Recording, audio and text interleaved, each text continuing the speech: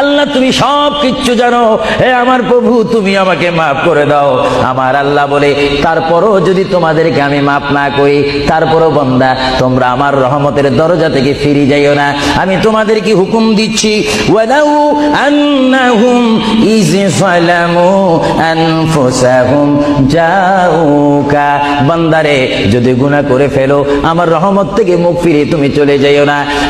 বান্দা, আকাশ পরিমাণ যদি গুনাহ করো, পাতাল পরিমাণ যদি গুনাহ করো, সাগরের পানি পরিমাণ যদি গুনাহ করো, পাহাড় তুলনায় যদি তুমি গুনাহ করো, আমার দরবার থেকে তুমি নিরাশ হইও না।